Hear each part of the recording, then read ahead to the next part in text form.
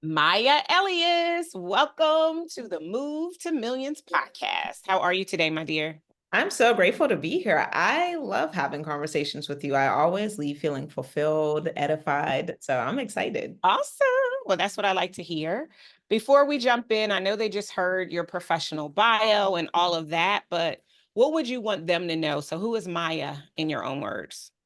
Oh, Maya, in the professional sense, a branding strategist, a messaging queen. I love messaging, working with women of faith and teaching them how to articulate their value in the marketplace so they can get more high-end clients. That's what I do professionally. Maya, the everyday girl, she's a lover, she's a nurturer, she loves love so much. So I'm just grateful to be here. I love that. Loves so much. Where did that come from? I don't know. It's just my personality. And it's funny because my friends, we reflect on my 20s and a little bit of my 30s in terms of dating. And they're like, girl, you just love love. And no matter how a relationship ends, you go into the next one just as enthusiastic as if you've never been through heartbreak. I love that. You know what I love about that? Because I feel like just often, especially as women, and maybe men do it too, I'm sure men do it too. We are holding the next person accountable for what the last person did. So Hmm. knowing that you have it's an air of forgiveness to be able to forgive yourself, to forgive them and move on, giving a clean slate to the next person, that's pretty powerful. Yeah, I mean, forgiveness is definitely something I've had to work on. Forgiveness, resentment, especially in business, which I never thought I would have to consider forgiveness in a professional aspect in a Yeah. business role, but yeah, it's major. Let's talk about that for a second. And then I do want to go back to the work that you do helping women of faith articulate their value, because I feel like so many people struggle with that. And I think you and I can agree that messaging is everything. Like if you don't have a strong message, you won't make no money. So, but before we do that, let's talk about forgiveness for a second, because I Yeah. think um in business, especially like you, I don't think I ever thought I would have to bring that part of myself in. Hmm. And people try us. Hmm. I was trying to see if there was a more diplomatic way to say it. But let's just keep it real. I did an episode on the podcast not too long ago, based on Galatians 6 and 9. Do not be deceived. God will not be mocked. You will reap what you sow. And the Yes. whole thing was about all of the people who default. Right. And Maya, you might not Mm. know this, but last year we had $1 million in defaults. That Some is of y'all won't be able to so see much. Maya's face right now, but she just sent up a prayer. Right. Right. A Mm. million dollars in defaults. Yeah. Like that would take somebody out. I'm so grateful that it did not cripple our business, that we still had a Yeah. multi-million-dollar year. But Mm. literally, it made me question everything. Like I was like, am I really as good as I think I am? Have Yeah. I really figured this out? And I had a lot of resentment and fear in my heart about taking on more clients. And I remember a few years ago when you talked about not nearly that many declines, but something similar. And I imagine that this forgiveness work has played a part in that to give Oh, you the courage to take on clients again. yeah, we lost $400,000 from people not honoring their commitment. And unfortunately, again, we still profited $1 million, thank God. But it was just you really do. Well, I know for me, I started to shrink and I'm like, am I targeting the right people? Am I working with the right people? Yeah. Am I supposed to be doing this? Like how it felt out of alignment because, I just questioned myself. There's no way I can be saying I'm working with the right people, but then I have all these people operating out of integrity. So it's just a very strange time, but certainly a learning lesson. Yeah, yeah, and I agree. And I mean, I went through the same thing, the whole spectrum. It's got to be me. It's not them. Like, what am I doing wrong? What's wrong with my message? Which is why I said I wanted to come back to helping these women of faith entrepreneurs articulate their value in Mm, their messaging, because I tend to believe, like you came up with the hypothesis yourself, like there must be something off in my message if I'm attracting all these people who are out of integrity, mm. that they are feeling like it's okay for them to sign contractual agreements and then just ghost. Right, right. And it's so interesting too, because I'm so grateful that you and I both have the personality of taking accountability and personal responsibility. But I also have learned that that can lean over into crossing a boundary of we want to take responsibility for something that's not even ours. Yes, Yeah, somebody not being operating in integrity is not my fault. correct. So that was a learning lesson for me as well. Yeah, because I think we just naturally, and I don't know why as women we do this. I think it has to do with, how we're born, how we're raised, how we're treated by the males in our family. Like I remember, and you tell me if you ever experienced this. I remember my dad saying all the time when we were little, you know, I hear you. I hear you, but I should only see you. Like children should be seen and not heard, right? And I think as women, or at least for a lot of the women that end up coming into our programs, they come in very passive because they're so used to being told they should be seen but not heard that they don't want to articulate their value in the marketplace. They don't want to brag about what they've done well and the results that they get. Do you experience that as well when you're working with your clients? Mm. I do see that it is hard for a lot of women, especially Christian women, to brag about themselves because they want to operate in humility. And I'm like, Mhm. humility is not about shrinking yourself. You need Right. to talk about your accomplishments so you can build that trust. And that's, talking about what you've done well is a part of brand positioning. And I think just helping them to have that perspective is really important. But if you've ever worked with me or been to any of my conferences, I'm like, y'all know I don't believe in humility. I'm going to talk about my wins. I'm going to brag on the things that I have done because I know the result of talking about my accomplishments shows other Black women what's possible for them. Yeah, I love that. Well, I mean, there's three things I wrote down that you said. So first, humility is not about shrinking yourself. I love like I have my definition of humility has always been being confident enough to articulate what makes you great while not putting someone else down. Yes. That's what I think humility is, right? Yeah. Sherry Riley says, "You're not being humble, you're hiding." So I Mm, think a lot of people are false calling it humility, but they're actually just hiding instead of putting themselves out there. And when mm. you just said this little nugget, you slipped it in so eloquently. And I don't even know if you realize you said it, but you said, what you've done well is actually brand positioning. Mm. And I love that because of what I want to do is I want to put together a little cheat sheet for the women period, women of faith in particular that are going to listen to this episode and want to get some success clues on things they can begin to do differently to articulate their value in a way that leads them to more of the clients that they want to serve. I think you do that amazingly. I'm trying to remember. I was at my client retreat last week for our the proximity mastermind, and I don't remember which client it was, but one of the clients said, like Maya's amazing at messaging. And I Aw. wish I could tell you which client it was. I cannot remember. If I remember, I'll send you a text message. But what I love about that, and I agree, like I love the way that you break down what you do is so simple Mm. that I know that there are some success clues that will help any woman who's listening right now who's feeling like she's shrinking. She's maybe something questionable has happened. Maybe she brought on some clients who defaulted. I mean, this is business, it happens. And Mhm. as a result, she wants to hide or she was raised in a household where she should be seen and not heard and she doesn't even know how to exploit her greatness in a way that's going to help her to get clients. First, what would you say to her, and if there were three things you would tell her to do, what would those three things be? Ooh.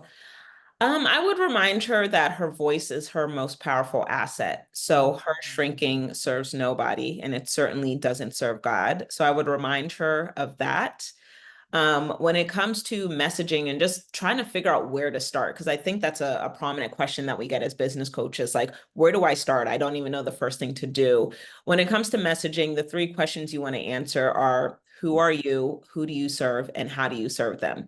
Once you can get really clear and confident in that, you start to show up more consistently because now you're not second guessing these things. But I do think it can be challenging sometimes to answer the question of who am I? And I do think that the number one thing that the enemy tries to confuse us on is our identity.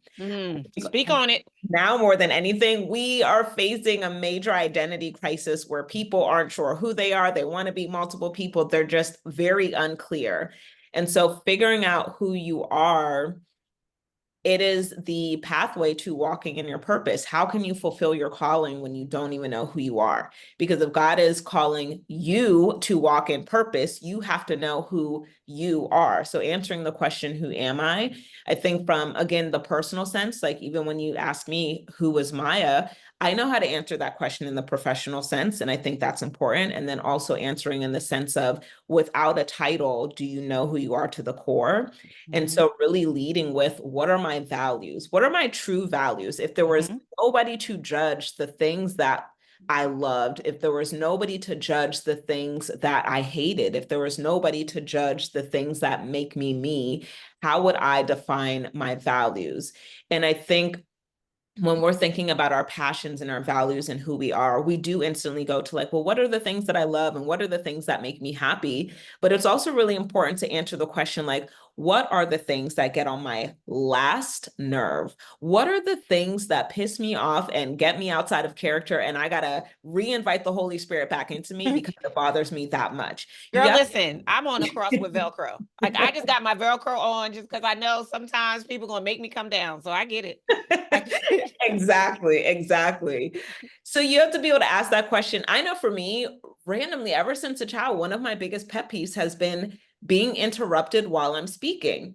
Oh, And sorry. not in terms of conversational where somebody adds to what you're saying, Yeah. being interrupted in terms of, you could tell the person is only focused on what they have to say and they are trying to silence you or diminish your voice or diminish the value of what you're communicating. And I Okay. find it so interesting that that has been such a big pet peeve since I was a child, and now I run a business where I'm empowering women to use their voice, Yeah. articulate the value in their own beliefs and philosophies. So I think answering the question, who am I, in terms of what I love and what I hate, is going to reveal a lot about you. And then answering the question of, who are you in the marketplace? Are you Okay. in the marketplace? What is your title? Are you a coach? Are you a strategist? What is your expertise? What are the skills that you have? What are your gifts? And then answering, who do you serve? Because your value is going to be subjective. Your value is based on who needs what you have to offer in terms of your skills. Somebody who is completely uninterested in building an online brand, completely uninterested in being an entrepreneur, will not find value in who I am in the professional sense. Yeah. And so to really, for lack of better words, validate your value, you need to make sure you have an audience that is in need and actively searching for the solutions you provide with your skill set. So answering, who am I? Who do I serve? And then, how do I serve them? How do you want to serve these people with your free content? And how do you want to serve these people with your paid content? I think if you just take a day or a weekend to brainstorm that, you're going to find a lot of clarity. Yeah, I love all of the questions and I'm going to run them back for everyone just to make sure that you caught them. Who are you? Who do you serve? How do you serve them? Who are you in the marketplace? What are your gifts, your skills and talents? What are the problems that you serve? Mm-hmm. All of this backs into your identity, right? And who you actually want to be known as it coordinates with who you were created to be. That's why I think that's Mm-hmm. gifts question is really important. And if you Mm-hmm. understand your gifts in relation to your ability to solve a problem, then it will be easier. These are Darnyelle's words, not Maya's, but what I heard you say between what you said, it will be easier for you to get paid in for, Mm-hmm. paid for the value that you offer to the marketplace when your gift solves a problem. Yes. And Yes. then this question, I want everybody to really, this is going to be your homework assignment from this episode. What are my true values if no one would judge me for them? Oh my gosh, Maya, let me tell you why I love this question. Because first of all, the United States, the world is a judgment zone. Like Yeah. everything is about judging you. Yeah. Like it does not matter, right? Everything is about judging you. But if you are able to extrapolate what's most important to you, despite the fact that people might judge you, Hmm. that is going to give you a very clear indication of who you are and what you can pull on as you put your message out into the marketplace. Yes. Man, it's so critical because, first of all, we judge ourselves the most. We are in our head all day criticizing ourselves. And we also, I believe people are judging themselves more because of the amount of noise that is out there. Mhm. And one of my favorite things about the fact that I started my business before Instagram was a thing is that I had no comparison really. And so Mm. I was who I was. And I really enjoyed being able to look left, being able to look right, and not feel like I needed to compare myself.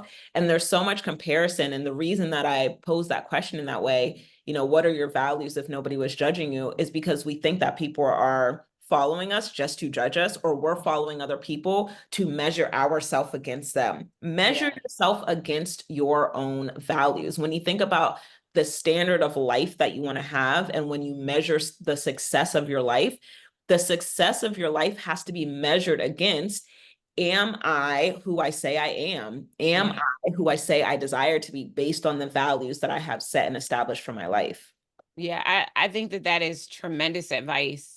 And it's an amazing backdrop upon which to create a message or to begin even articulating what a message might be. Because when you know what you value, you're going to be able to use words to find other people who value those same things. Mm-hmm. And you'll be able to cut through all of the noise that exists in the marketplace because it's like you're speaking on a different frequency because it's value based instead of externally based. And I think a lot of times, especially today, right? I agree with you. We're in this identity crisis. We're so external focused instead of being internal focused. And I like that the first step is about going into yourself and not into the marketplace in Mm. order to validate who it is that you want to be and what you want to be seen. Well, that's Now, I good. know that you have the MVP framework. Mm-hmm. Can you tell us what that is and how that relates to helping your clients articulate their value? Yeah, so the MVP framework is essentially those three questions. So the MVP framework is what I use when I'm helping my clients build their brand that they want to be credible and profitable. And MVP stands for messaging, visibility, and profitability. And so when my clients come to me and they're saying, listen, I have this skill set and I want to be seen as an expert and I want to make more money, what are those steps? The first step is getting very clear on your messaging, answering those three questions, and then taking your message and making sure it's visible by the right people, making sure you're getting your message out into the marketplace. And then once you become more visible, being very strategic about, now, how do I monetize this with integrity? How do I make sure I'm profitable? And how do I create predictability with my revenue? I love that. Monetize with integrity. Oh, so good. Okay, I want to pull back to visibility for a second. One of the things that I talked about with our clients at our retreat last week was the recent study that Google did on the 7-Eleven 4, like looking at consumer behavior. Have you heard of this? Mm-mm. Okay, so um, as the market was beginning to change, so we've spent the last 4 years in a growth market because of COVID-19. Speaking of identity crisis, right? The world going crazy and there being this substantial money grab, and it was so easy to make money during COVID. Well, we're not in COVID anymore, right? We're not in Kansas anymore. And as a result, the money is not moving exactly the same. It's not the same grab. So at the top of the year, Google did a consumer study based on what they know, what people are Googling, and all of these things. And what they realized is that in a mature market, because there are 4 different markets: startup, growth, mature, decline. We spend the majority of our time in a growth or mature market, fluctuating back and forth.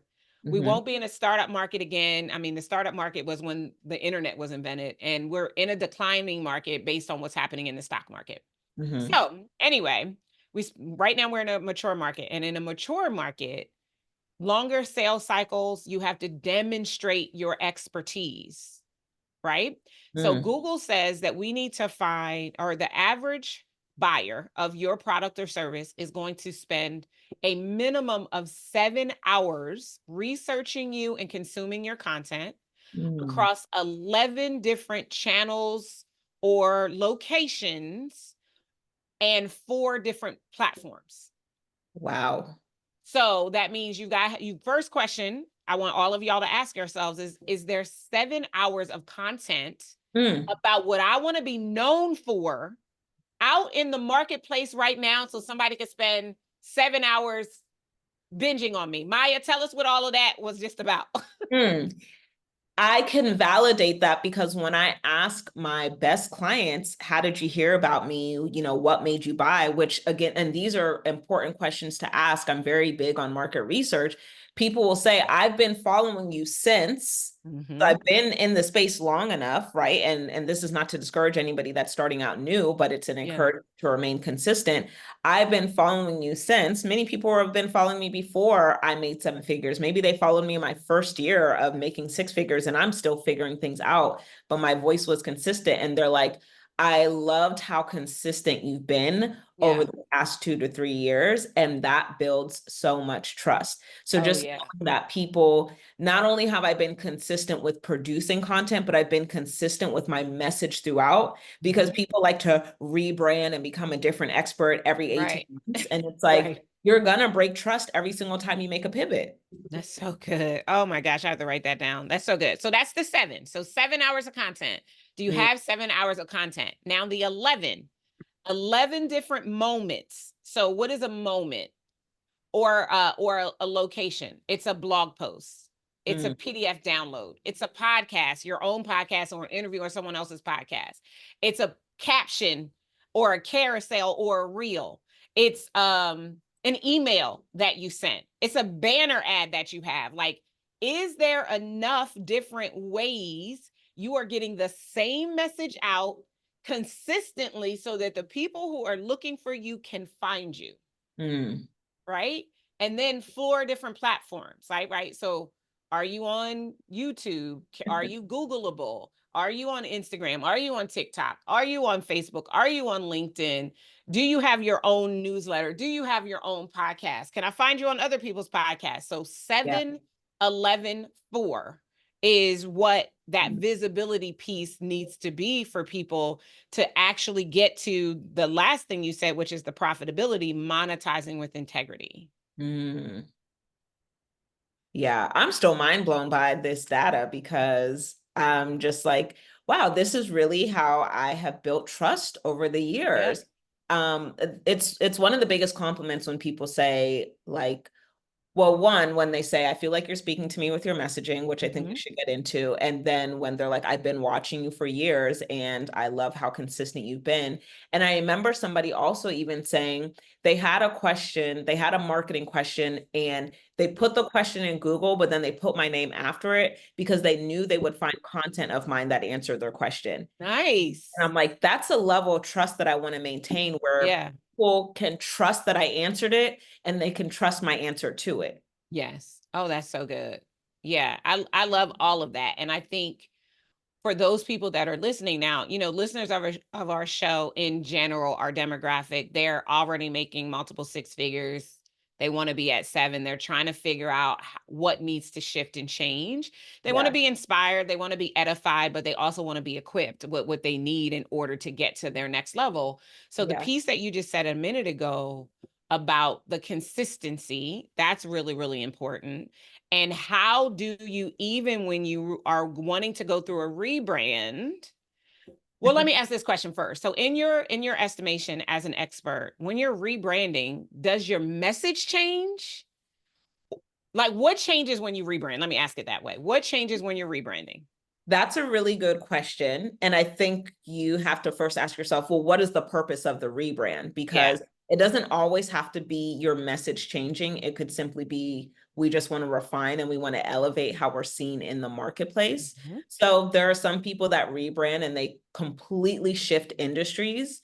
And I mhm. don't think that there's anything wrong with it, but you have to know the reason why you're doing it. If you are rebranding because you're following the most popular trend of like, now I want to be a TikTok coach because TikTok is popular, it's going to be something that is likely short-lived. So you just need to ask Yeah. yourself the real reason why you are rebranding. But it doesn't necessarily have to be a complete message shift. It could just be an elevation in your message and your online presence. Yeah, and that's like when we did, well, I called it a brand refresh because we didn't change our company name. Right. You know, we really just wanted to heighten where we were going. So it was really about an elevation. It was my first time, and I know you started in branding, right? Back in the day. Mhm. We had never done any of that. Like I had a little caricature logo, I had a little I had a little template website that probably 500,000 other people in the world had that same exact template because Yeah, I didn't care about any of that. And I also wondered, and I want to know what you think of this because I say this all the time. Like, I don't think that you even need a website to make money. Like, I think you need a problem to solve, a phone, and someone to call. that is fair. Yeah, I think you need a place to make money and a place to explain what you do. And really, the fastest path to doing that is just having whether it's a landing page or social media to validate what you do, but getting on the phone with people and being able to, again, persuade them with integrity. Mhm, And doing that by saying, hey, I understand your problem. I know what the solution is. Here are the steps to that, sharing your framework. Would you mhm. like to have this problem solved through my package?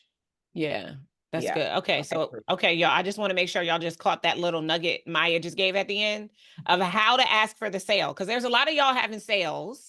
We just did an episode on the podcast about some of the sales mistakes that happen during the sales conversation. You Mm. don't even ask for the sale or you don't create an opportunity for follow-up. Well, Maya just said, "Do you want to solve this problem through my package?" Write that down. And remember that the next time you have a sales conversation, because that was a bonus. We're not even talking about that. Like, but she just slid that in there, and I just wanted to make sure that you caught it. Okay, I want to keep talking about the elevation of the message because ultimately, what I know is really a struggle, and it's very important now with 7-Eleven 4, with the shift in the market to be consistent, but to also be really, really clear about the problem you solve for those who have been unsuccessful at solving this problem on their own. Mhm. So we did the first part, like those first questions I need to ask myself. Who am I? Who do I serve? You know, what do I want to be known for? Those types of questions. Mhm. How do I then elevate my message though? Mm. How do you elevate your message? Well, I like to make decisions based on data. Okay. And oftentimes I think that entrepreneurs are very busy, but they are not productive, meaning that they are doing work and they are doing work that could produce an ROI or that's productive in a different season, or if it was solving the right problem. And so what I mean by that is when we're saying how do I elevate your message, my thought process is going to be, okay, well, what's wrong with your message? How do you know you need to elevate your message? Are you attracting the wrong people? Are you attracting the right people? So my thing is, if you're already attracting the right people, I would focus on keeping your messaging the same. Like what I'm going to look at is, do I like my existing clientele, or do I like the people that are coming to me? Do I feel like I'm already attracting the right people? Then I'm going to look at, am I generating sales and am I hitting my revenue goals? Because if I'm not hitting my revenue goals, then I know that there's likely going to be something that I need to shift with my marketing or with my conversion rate. So I know that wasn't necessarily your question, but I'm wondering, like, why the question of elevating the message? Why do we need to elevate our message? Yeah, no, your answer was perfect. And although we didn't talk about this before, you went down the path that I wanted you to go down because I think that you're right. It's not just I need to change my message. You need to ask these questions. So again, let me reflect back and share the questions that I wrote down that Maya said. So first, I loved, and I think this is eloquent, and we have an episode on the podcast about data driven millions. Like, how do you let the data determine how you generate money inside of your business? So, first, we're going to get some data, right? So, how do you know you need to elevate your message? And then these are the markers. Do I like my clientele? Am I generating sales and hitting my revenue goals? And if I'm not generating sales and hitting my revenue goals, what was my initiating marketing strategy in the first place? Like, what was I doing? Because maybe it's not that there's anything wrong with your message. The other thing that Maya said that I loved is it might not be the message, it might be where you are putting the message. Right. It might be where you're putting the message, or it might be that there's just not enough eyes, which could be a result of not putting the message in enough places as well. Right, in the right places, right? So it all is working together. And like, so I think about for me, let me make it about us. So, up until 20 through 2020, I can't even remember what our key message was then. I think it was just we grow businesses, period, which is still true today, right? But one of the things God pulled out for me in 2020 was as he gave me Move to Millions. And I, had my little temporary Moses moment, as I call it, when I'm like, no, Jesus, send somebody else. Don't send me. I'm stuttering over here. Don't send me. And God was like, no, but this is what you have been doing. You've been helping people get to the $1 million mark. And so I went and looked at the data, and when I went and looked at the data, I was like, oh my gosh, he's right. I have. Because before we were Moved to Millions, we had already helped 25 people cross the $1 million mark. Wow, that's amazing. That wasn't in my thing. I was just growing businesses, period. Yeah. And so as soon as I had data to back it up, it heightened my own confidence about articulating this message in the marketplace. Immediately, I was like, oh, we've been there, done that, got the t-shirt. So yes, let's go, let's do it, right? And as a result of that, our message didn't change very much. Mm-hmm. All we did was change where we were sharing our message. The Mm. look of it elevated because I had never branded before. I didn't do photo shoots. I did not spend any money on branding Yeah. in that sense. Then in 2021 and 2022, we built the websites, we did the photo shoots, we did all the things. And it's great because it has continued to bring in more of the clients that we want to serve, but Yeah. we have pretty much the same exact message we had before. We just have more visibility now. Mm. But you still shifted your messaging in terms of highlighting a more specific result, right? Going Correct. from we grow businesses, like Which is this is what I generic. grow businesses, to Right. $1 million is a little different than just helping somebody grow a business, okay? Because Right. somebody could grow from $20,000 a year to $75,000 a year. I want the million, okay? Right. And I'm laughing because you went and looked at your data, and I'm like, I wouldn't have missed that, okay? I wouldn't have missed that I helped 25 people get to millions. And I know, like, for you, it's just kind of like, listen, we're doing what we're called to do and people are getting results. And I Yeah. love that. And a part of my messaging is speaking to the results that I get people, and then Yeah. finding my message to go even more niche based on the most Mm-hmm. consistent result that we get our clients. So for years, we have our 5-figure launch accelerator.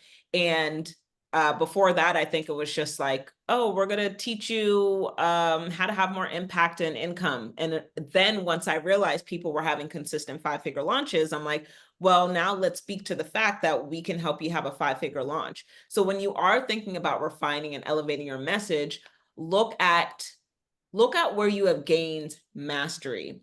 And I used to tell people to position themselves based on their highest level of success, but I since have changed that because you have probably seen this, but people will experience their highest level of success and then want to be known as the expert of that. And it's like, just because you've experienced that highest level of success one time, maybe 2 times, doesn't make you an expert in it. And Correct. even for me, like, I have shared with my clients, like, you won't see me in the near future talking about helping my clients get to 7 figures or claiming that expertise, because one, I've made $1 million 5 times. I've made $100,000 over 50 times. Right. My highest level of mastery is generating 6 figures over and over and helping multiple clients do that. So that is where my messaging is really going to hone in on. Now, Mm-hmm. when I've helped 25 clients make 7 figures, and when I've made 7 figures more than 5 times, and I feel like I can do it in my sleep, then I might start to shift my messaging a little Yeah. bit. So I say all that to say, to look at what are your most consistent results for yourself and for your clients, and that's really how you can get more niche and specific with your messaging.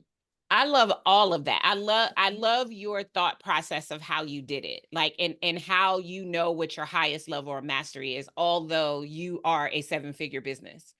And what I love about that, and I hope what y'all just caught, is it's not did you do it, it's have you helped other people do it consistently. Yes. Yes. Right. And I wish, I mean, this is gonna probably send us down a little baby rabbit hole, but I want to go here anyway. Like the question I see it every once in a while on Facebook is, can you help somebody do something you haven't done yet? Right. And we know the answer is technically yes, Mm-hmm. but should you? Because I know for me, Maya, like I start similar to you. I started out getting people to six figures. That was my whole thing. Then it was getting people to six-figure cash flow, because Mm-hmm. that's a whole nother ball game, right? And then it was like, okay, we have six-figure cash flow. We've helped multiple people get six-figure cash flow. We've helped this many people get to seven figures. Let's shift, because that's really where we are.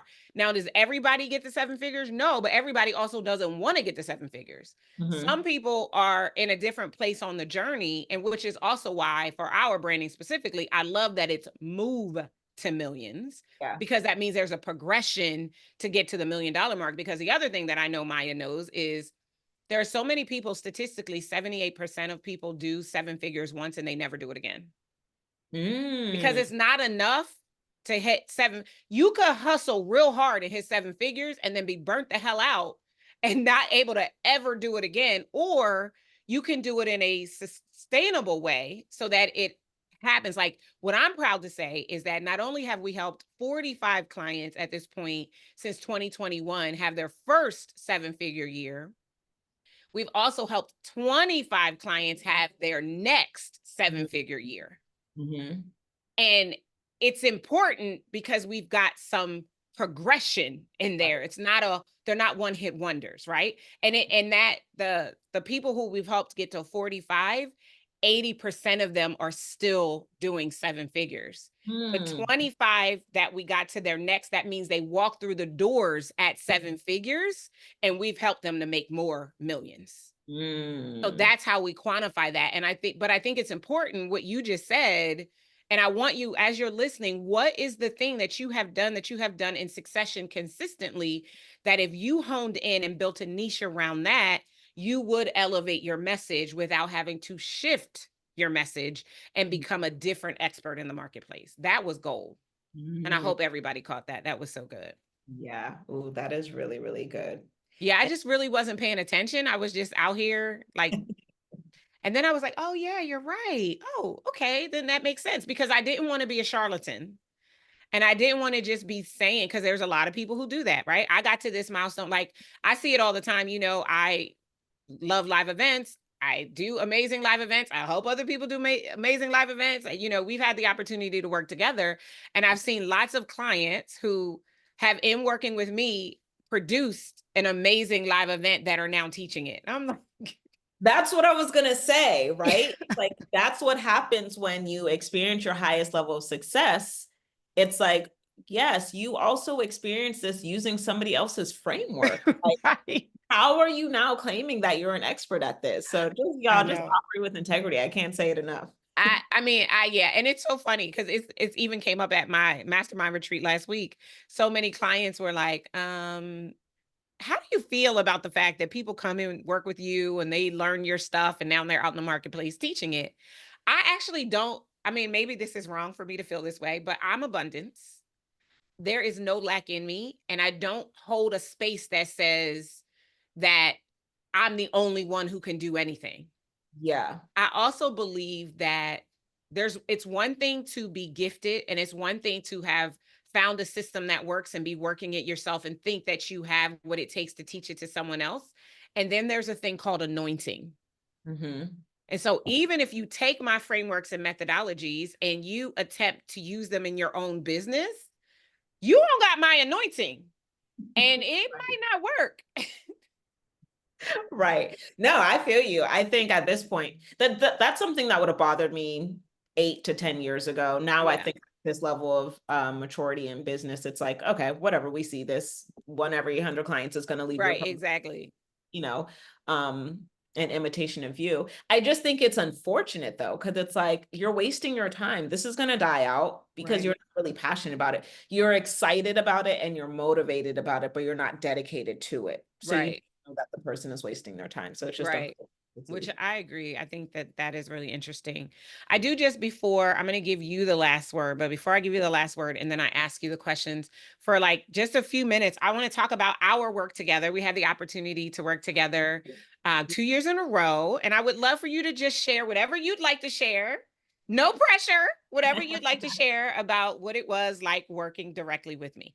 Oh my gosh, working with you is amazing. I definitely want to work together again. Like you are a top of mind person when I'm like, I need a level of somebody to expand my mind, somebody who has spiritual and biblical backing to what they are teaching me. You do it so well, so eloquently. Your brilliance is just chef kiss. I've had the fortune of working with you to support me with Impact Weekend 2 years in a row, and Impact Weekend is like, it's my baby. And so having somebody that understands live events, having somebody that can create a space to share or to give you the space to say, hey, what is it that you want for your event? Who are we attracting? What are some of the goals? How would you like this to flow? And then have their own set of frameworks to support you in that. I think what I loved is that I never felt like I wasn't myself. And I think that it can be sometimes when you work with other coaches, they want you to just be like a copy and paste of them. Mhm. And I never felt like that. I felt like I was able to be myself, but I was just an elevated version because I had your wisdom. So it was great. And then obviously we made money, We made money. That's what it's yeah. all about. And you know what I loved about watching you? Like you are so born. You are so born for what you do, Maya. Like to have been able to witness it. Like just take me being in the background on the sidelines with the text messaging and helping to guide you from the back of the room. Mhm. You were born for that. That's why I was so excited when you decided that you were not going to stop Impact Weekend.